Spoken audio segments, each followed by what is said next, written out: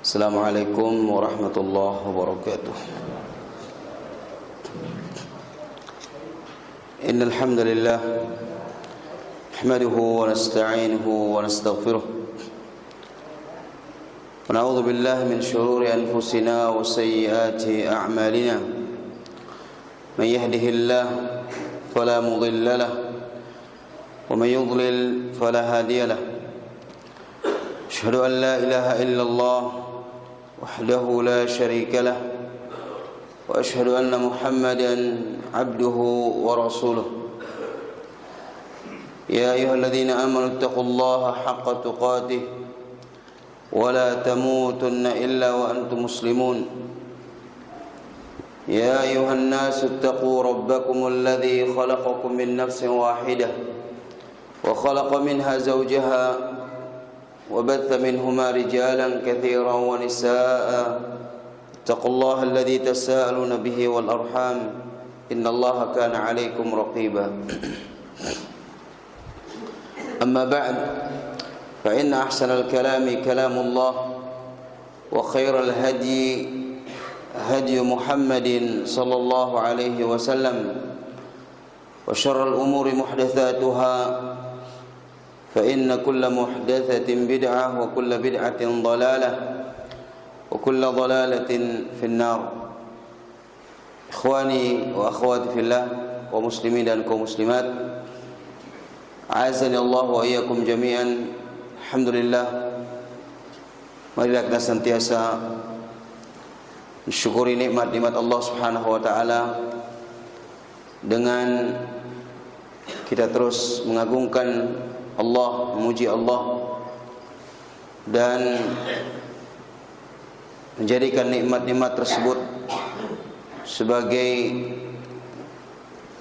kekuatan bagi kita semua untuk melakukan perintah-perintah Allah Subhanahu wa taala dan meninggalkan segala apa yang dilarang oleh Allah Subhanahu wa taala dan Rasulnya alaihi salatu wassalam. Kemudian selawat serta salam senantiasa kita perbanyak, terutama di waktu-waktu yang dimuliakan, untuk kita sampaikan kepada qudwah kita, suri tauladan kita, imam umat ini, yaitu Rasul sallallahu alaihi wa ala alihi wasallam.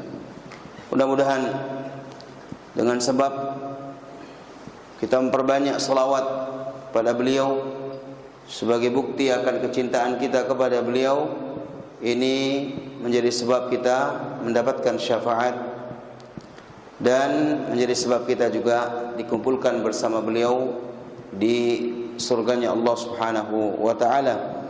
Rasulullah SAW mengatakan dalam sebuah hadis, aqrabun nas majlisan yaumal qiyamah atau aqrabukum minni majlisan yaumal qiyamah aktsarukum alayya salatan. Jadi yang paling banyak atau yang paling dekat majlisnya bersamaku pada hari kiamat kelak, yang paling banyak menyampaikan salawat kepadaku. Oleh karena itu, perkara bersalawat kepada Rasulullah SAW bukan perkara yang sepele. Dan ini juga tidak benar ketika ada orang yang mengklaim bahwa pengikut-pengikut salaf, pengikut-pengikut sunnah itu tidak suka selawat katanya, ya, atau tidak terbiasa dengan selawat. Maka ini adalah tuduhan yang tidak benar. Bagaimana mungkin salafus saleh, para pecinta sunnah, para pengikut sunnah dikatakan tidak suka berselawat atau asing bagi mereka berselawat, sementara mereka membaca hadis yang kita sampun baca tadi, yaitu orang yang paling dekat majlisnya bersamaku, kata Nabi sallallahu alaihi wasallam, adalah yang paling banyak berselawat kepadaku. Ya, dan yang paling paham hadis ini adalah ahlul hadis. Kemudian pengikut-pengikut ahlul hadis, yaitu adalah orang-orang yang mempelajari sunnah-sunnah Rasulullah sallallahu alaihi wasallam. Hanya yang menjadi pertanyaan, salawat yang seperti apa? Ya, karena selawat-selawat di zaman sekarang ini banyak selawat-selawat dibuat-buat, tidak bersumberkan baik lafadznya maupun maknanya dari Nabi sallallahu alaihi wasallam atau dari para sahabat Nabi alaihi salatu wasallam. Bahkan di beberapa bagian daripada selawat itu ditemukan lafaz-lafaz yang bermakna ghulu, ya, memberikan makna ghulu, berlebihan kepada Rasulullah sallallahu alaihi wasallam, menyanjung Nabi kita yang mulia sampai kepada derajat ketuhanan yang tidak boleh, ya, setara dengan Allah Subhanahu wa taala. Maka Rasulullah dengan tegas, ya, mengatakan la tutruni kama atratin nasara ibna Maryam. Ya, jangan pernah kalian melampaui batas dalam menyanjungku. Jadi Nabi juga membolehkan untuk kita menyanjung beliau, tapi sebatas sanjungan yang layak kepada beliau. Maka jangan kalian melampaui batas dalam menyanjungku, ya, sebagaimana melampaui batasnya orang-orang Nasrani kepada Isa bin Maryam. Saking melampaui batasnya sampai apa?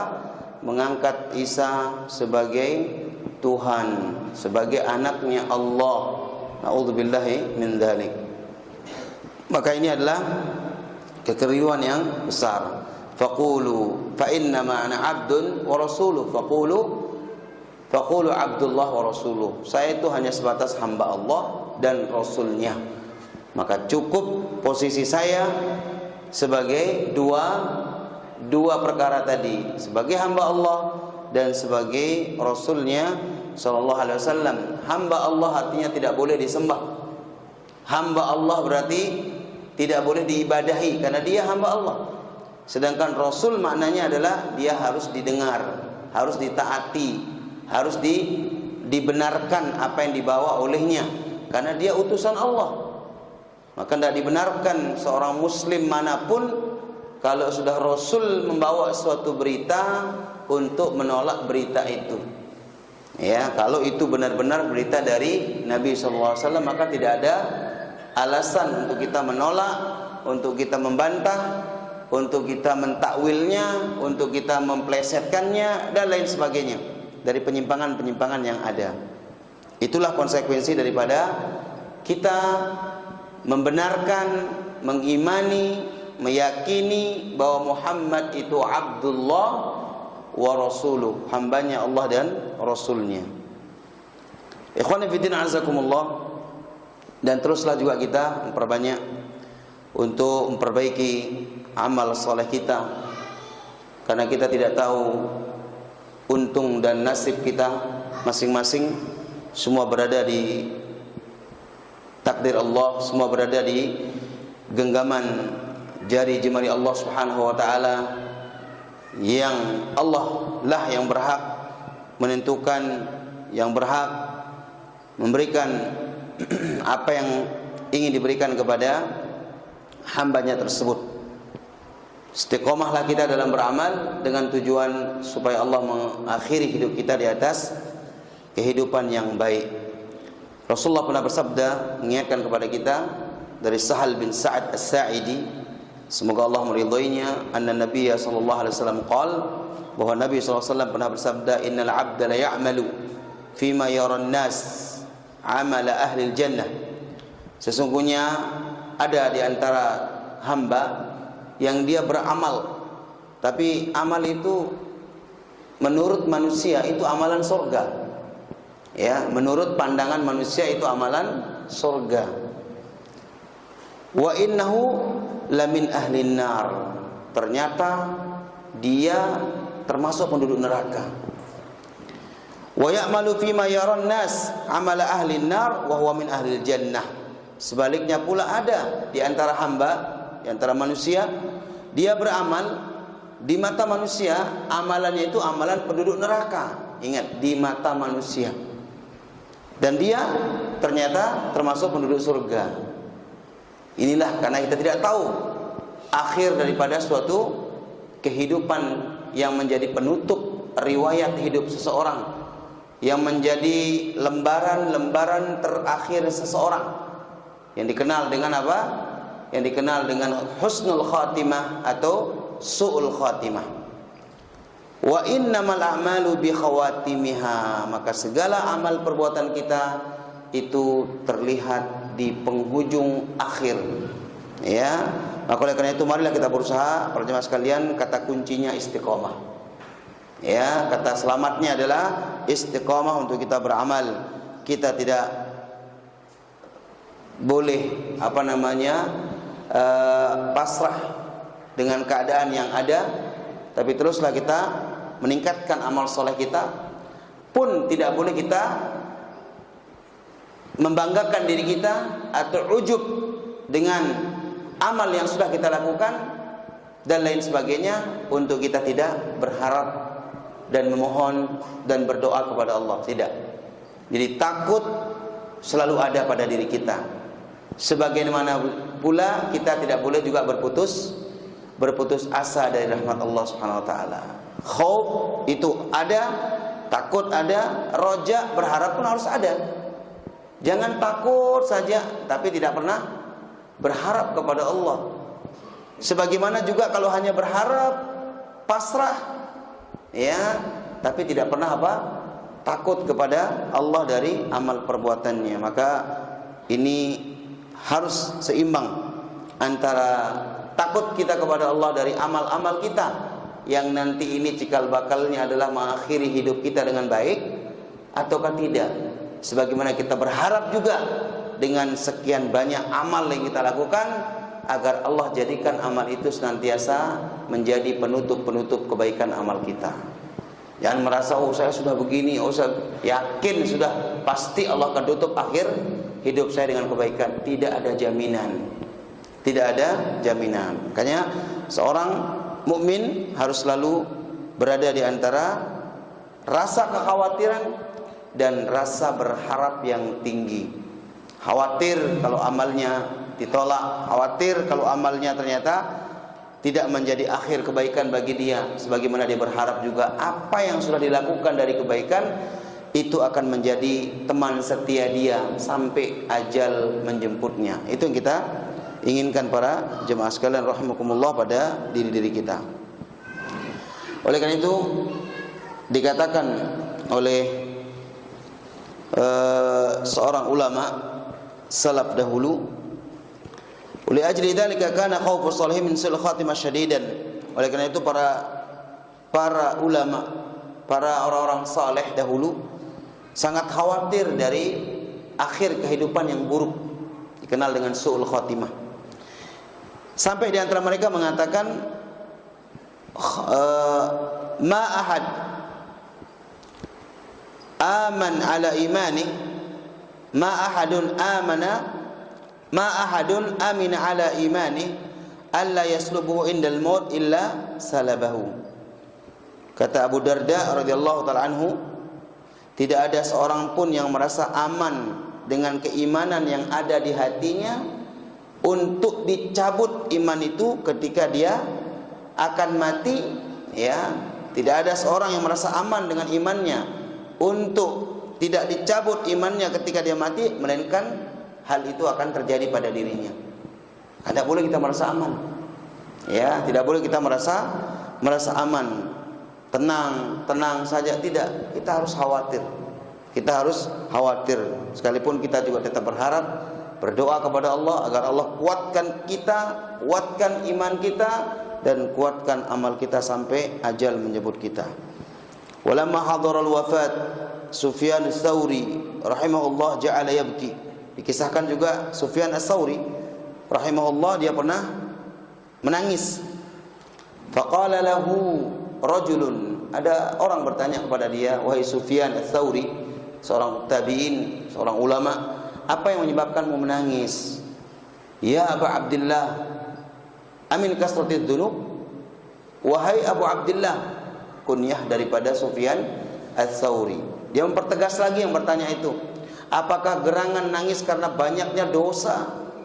Faqala la, kata dia enggak. walakin akhafu an uslabal imanu atau an uslibal imanu qablal maut. Tapi yang aku khawatirkan imanku dicabut, imanku diambil sebelum aku apa? Aku mati. Nah, itulah khawatirnya para ulama dahulu tentang su'ul khatimah, sehingga itu menyebabkan mereka untuk senantiasa ya beramal kebajikan, beramal kebaikan, dan ini menjadi perkara-perkara yang membuat dia selalu dalam keadaan berbuat baik. Ikhwan fillah azakumullah,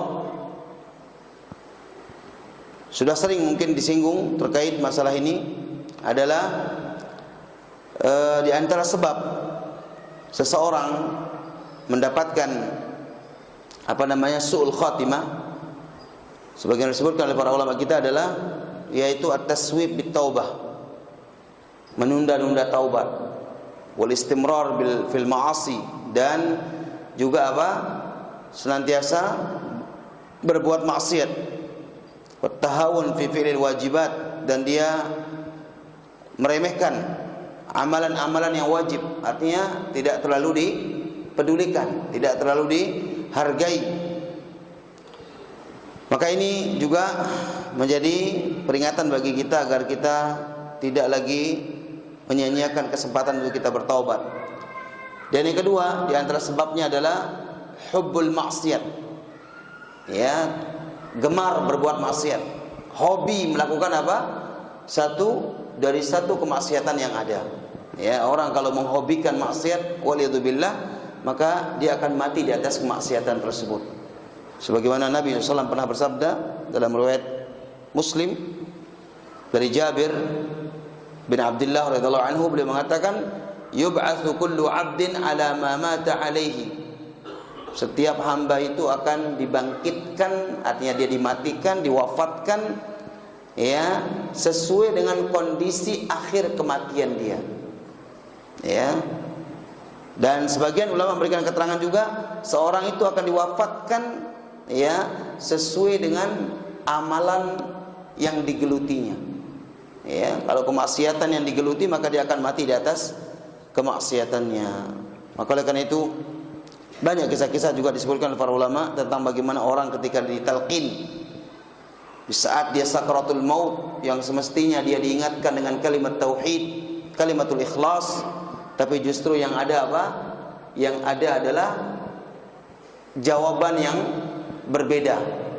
Justru adalah lisannya berat mengucapkan hal tersebut.